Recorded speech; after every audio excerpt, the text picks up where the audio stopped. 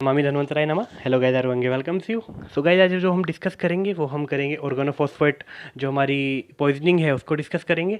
तो ऑर्गेनोफॉस्फेट को स्टार्ट करने से पहले इसका एक बेसिक जो ऑर्गेनोफॉस्फेट्स है क्या, तो वो केमिकल सब्सटेंस है जो कि किससे बनते हैं, हमारे केमिकल प्रोसीजर होता है, एक स्टेरिफिकेशन होता है फॉस्फोरिक एसिड और एल्कोहल के बीच में, उनसे बनाए जाते हैं। और आप इनको कॉमन लैंग्वेज में अगर जाने तो पेस्टिसाइड्स जो होते हैं, जो खेतों में फसल को बचाने के लिए, औषधियों को बचाने के लिए जो भी मतलब छिड़काव किया जाता है, उसमें इनका मुख्यतः यूज़ किया जाता है। चलिए आइए अब इनका बेसिक स्टार्ट करते हैं। तो देखिए गाइस, सबसे पहले देखते हैं टाइप। तो देखिए टाइप में आयुर्वेद के अकॉर्डिंग जो हमारा है ऑर्गेनोफॉस्फेट, ये कृत्रिम विष है, मतलब आर्टिफिशियल पॉइजन है। और मॉडर्न के अकॉर्डिंग एग्रोकेमिकल पॉइजन है। एग्रोकेमिकल यानी कि एग्रीकल्चर से रिलेटेड एग्रोकेमिकल, इसलिए इसको लिखा गया है। अब बात करते हैं ऑर्गेनोफॉस्फेट की क्लासिफिकेशन की। तो यहाँ पर आप देख पा रहे हैं दो तरह का क्लासिफिकेशन इसका बताया गया है, एल्काइल फॉस्फेट और एराइल फॉस्फेट। एल्काइल फॉस्फेट के अंदर कुछ इसके कंपोनेंट्स और इसके कंपाउंड्स बताए गए हैं। तो आप यहाँ पर देख पा रहे हैं tetra ethyl pyrophosphate, hexa ethyl tetraphosphate, octo methyl pyrophosphate और मेलाथायोन। ये जो हमारे बताए गए हैं एल्काइल फॉस्फेट्स बताए गए हैं। इसके बाद एराइल फॉस्फेट्स की अगर हम बात करें तो पैराथायोन, पैराओक्सोन, मैथाइल पैराथायोन, क्लोराथायोन और डायाजिनोन, ये इसके कुछ कंपाउंड बताए गए हैं एराइल फॉस्फेट्स के। इनका जो मुख्य यूज़ है, जो इनका जो इन नामों की महत्ता है, वो इनकी फैटल डोज और फैटल पीरियड में है। तो वहाँ देखेंगे, यहाँ पर आपको जितने याद हो पाए याद कर लीजिए। उसके बाद बात करें रूट ऑफ एक्सपोजर्स, कहाँ कैसे कैसे ये हो सकता है। तो देखिए इनहेलेशन, इनहेलेशन मतलब सूंघ लेना, उसको ले लेना सांस के साथ। तो लो वोलेटिलिटी स्प्रे और डस्ट हाइड्रोकार्बन सॉल्वेंट्स, इनको इनमें बताया गया है। इसमें टोल्यून और जाइलिन को लिया गया है मुख्यतः। अब देखिए स्किन और आई कांटेक्ट, क्योंकि सबसे ज़्यादा एक्सपोजर स्किन और आई कांटेक्ट का ही रहता है। तो देखिए रैपिडली एब्जॉर्ब होता है आँख से, जो हमारी आँख है उससे क्या होता है, रैपिडली ये एब्जॉर्ब हो जाता है। और उसके बाद क्या करेगा, contribute to systemic toxicity, systemic toxicity को अकर करेगा। इसके बाद इंजेक्शन, अगर आपने उसको निगल लिया है किसी तरीके से, तो रैपिडली फैटल सिस्टमिक पॉइजनिंग, मतलब बहुत ज़्यादा मारक होता है और सिस्टमिक पॉइजनिंग को क्रिएट करता है। अब आगे देखिए इसमें मोड ऑफ एक्शन, इसका मैकेनिज्म ऑफ एक्शन देखते हैं। तो देखिएगा ये सबसे पहले क्या होता है, जो ऑर्गेनोफॉस्फेट होता है, बेसिक समझिए आप। ऑर्गेनोफॉस्फेट क्या करता है, हमारा इनिबिट करेगा एसिटाइल कोलाइन स्ट्रेज, यानी कि एसिटाइल कोलाइन जो हमारा होता है वो न्यूरोट्रांसमीटर होता है। और एज जब इसके अंदर लग जाता है, it mean it is a enzyme. तो जो हमारा एसिटाइल कोलाइन स्ट्रेज एंजाइम होता है उसको क्या करता है, इनिबिट करता है। और जो एसिटाइल कोलाइन स्ट्रेज होता है वो क्या कराता है, ACH को ब्रेक डाउन कराता है कोलाइन और एसिटिक में। तो यहाँ पर जब ये इसको इनिबिट कर दिया गया एंजाइम को, तो वो आगे जो प्रोसीजर है उसको भी नहीं कर पाएगा। तो यहाँ पर ये डिग्रेड कर देता है ACH को। तो ACH में आप बेसिक समझिए, एक न्यूरोमस्कुलर जंक्शन जो होता है उसमें एक जो हमारी नर्व एंड होता है उससे मसल एंड तक पहुंचाना होता है न्यूरोट्रांसमीटर को, ठीक है। पर जब यहाँ पर क्या होता है, डिग्रेड होना स्टार्ट हो जाता है, तो इसका एक्यूमुलेशन स्टार्ट हो जाता है नर्व एंड में ही, मसल एंड तक ये नहीं पहुंच पाता। तो देखिए यहाँ पर हमने लिखा हुआ है ACH एक्यूमुलेशन स्टार्ट हो जाता है, एक्यूमुलेट नर्वस सिस्टम में, ठीक है। वहाँ पर क्या दिखाता है, ये ओवर स्टिमुलेशन दिखाएगा मस्कैरेनिक और जो निकोटिनिक रिसेप्टर्स होंगे उन पर, वहाँ पर ओवर स्टिमुलेशन दिखाएगा। तो यही पूरा का पूरा ऑर्गेनोफॉस्फेट का मैकेनिज्म ऑफ एक्शन है। अब आगे अगर हम इसी क्रम में बात करें तो देखिए फैटल डोज पीरियड की बात करेंगे हम, इनका फैटल डोज कितना है और कितनी इसकी पीरियड है। तो आप देख पा रहे हैं माइल्ड, मॉडरेट और सीवियर, तीन स्टेज में इसको बांटा गया है इनके टॉक्सिसिटी के आधार पर। तो इसमें टॉक्सिन देखिए कौन कौन से हैं। सबसे पहले माइल्ड की बात करें तो देखो क्लोरोथायोन और मेलाथायोन इसके अंतर्गत आते हैं, जिनकी जो डोज बताई गई है, अगर मोर देन 25 ग्राम होगी उसकी जो डोज है, तो वो क्या होगा, हमारे लिए एज अ फैटल डोज काम करेगी। मॉडरेट की अगर हम बात करें तो डायाजाइनोन, जिसकी जो डोज है वो 10 से लेकर 25 ग्राम से अगर ज़्यादा हुई तो वो हमारी क्या होगी, फैटल डोज का काम करेगी, या 10 से 25 ग्राम के बीच में हुई। या सीवियर की अगर हम बात करें तो पैराथायोन और मैथाइल पैराथायोन की अगर हम बात करें तो 15 से लेकर 30 mg जो उसकी होती है डोज, वो हमारी क्या होती है, फैटल डोज होती है। इन सबका जो फैटल पीरियड बताया गया है वो 24 आवर्स का बताया गया है। अब इसके बाद इसके साइन और सिम्टम्स की बात करेंगे, क्लिनिकल फीचर्स की बात करेंगे।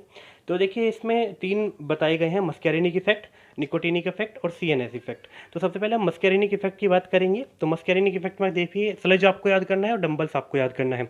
स्लज को कैसे डिकोड करेंगे, आप कोई भी एक याद कर सकते हैं, ऐसा नहीं है, दोनों याद करें। Salivation, lacrimation, urination, diarrhoea, GI upset और एमेसिस, ये सब क्या करता है, कोज करता है हमारा ऑर्गेनोफॉस्फेट, ठीक है। उसके बाद अगर हम डंबल्स को याद करते हैं तो आप देखिए डाइफोरेसिस, डायरिया, U से यूरिनेशन, M फॉर मायोसिस हो गया, B फॉर ब्रेडिकार्डिया, ब्रोंकियोस्पाज्म हो जाता है, L for lacrimation, E for emesis, S for salivation. तो आप इनमें से कोई भी एक याद कीजिए, मस्कैरिनिक इफेक्ट हो जाएंगे वो आपके। अब निकोटिनिक अगर इफेक्ट में देखा जाए, स्टिमुलेशन के कारण क्या होता है, मसल फैसिकुलेशंस होता है, क्रैम्पिंग हो जाती है, वीकनेस आ जाती है, हाइपरटेंशन, टैकीकार्डिया एंड माइड्रासिस, ये कुछ इसके सिम्टम्स बताए गए हैं। उसके बाद अगर CNS इफेक्ट पे देखें तो देखिए इमोशनल लेबिलिटी हो जाती है, रेस्टलेसनेस हो जाता है, कन्फ्यूज़न, सीजर्स और कोमा। ये हमारे CNS के हैं, बेसिक हैं, आप पढ़ोगे एक दो बार तो याद हो जाएंगे।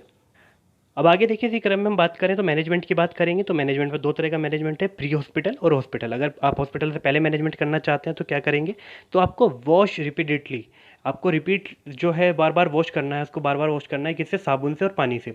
ठीक है, उसके बाद क्या करना है आपको, clean hair, finger nails, skin folds, क्योंकि हेयर्स में भी भर सकता है वो, फिंगर नेल्स जो होते हैं हमारे उसमें भी आ सकता है वो जो हमारा पॉइजन है, स्किन फोल्ड्स में आ सकता है, तो उसको आपको क्लीन करना है, बार बार हाथ धोने हैं, आपको बॉडी वॉश करना है।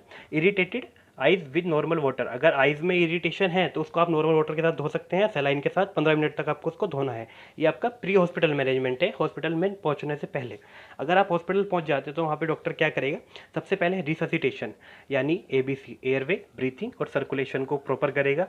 उसके बाद रिमूवल ऑफ अनअब्जॉर्ब पॉइजन, जो पॉइजन हमारा पचा नहीं है, हमारे अंदर नहीं पच पाया, उसको बाहर निकालेगा। तो उसमें देखिए आयुर्वेद में क्या करेंगे, सद्य वमन कराना है, यष्टि मधु की फांट देंगे उसको, लवण के साथ करा सकते हैं, या अकंठ जलपान कराकर उसको क्या कराना है आपको, सद्य वमन कराना है। सद्य मतलब सडन। उसके बाद के अगर हम मॉडर्न पॉइंट ऑफ व्यू से बात करें तो KMNO4 पोटेशियम पर मैग्नेट जो है उसका जो सॉल्यूशन है उससे आप क्या करेंगे, स्टमक वॉश कराएंगे। फिर थर्ड नंबर पर आप देख पा रहे हैं ट्रिपल बाथ, मतलब उसको 3 बार आपको साबुन और पानी से नहलाना है। निर्हरण अगर आपको कराना है तो पुनर्नवाष्टक क्वाथ जो है उससे आपको निर्हरण कराना है। निर्हरण होता है जो मतलब हमारे अंदर एब्जॉर्ब हो चुका उसको कैसे निकाल पाएंगे, तो वहाँ पर पुनर्नवाष्टक क्वाथ का आपको उसको देना है।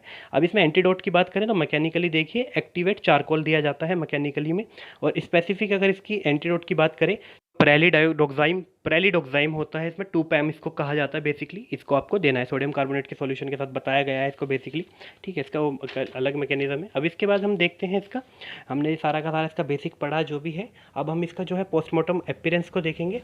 चलिए देखते हैं। तो देखिए एक्सटर्नल और इंटरनल दो प्रकार की इसमें पोस्टमार्टम अपीयरेंस देखिए कि आप, तो सबसे पहले एक्सटर्नल मतलब बाहर से जो आपको आंखों से अपनी दिखाई देगा, साइनोसिस, DPM स्टेनिंग दिखाई देगी आपको, froth at the nose and mouth which may be blood stain, तो आपको माउथ के अंदर और नोज के अंदर क्या मिलेंगे, ब्लड स्टेन मिल सकते हैं आपको।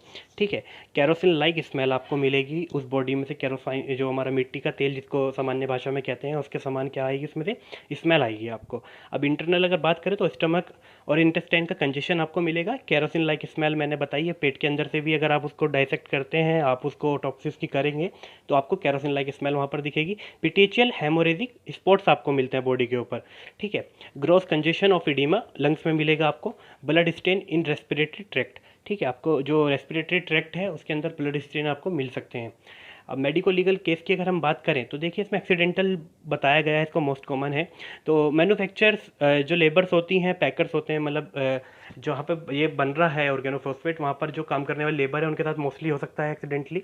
लेबर्स जो खेतों में काम करती हैं उनके साथ वो जब स्प्रे करते हैं तब, और स्प्रेयर में वही आते हैं जो खेतों में स्प्रे वगैरह करने का काम कर रहे होंगे, तो उनके साथ मोस्टली एक्सीडेंटली ये हो सकता है।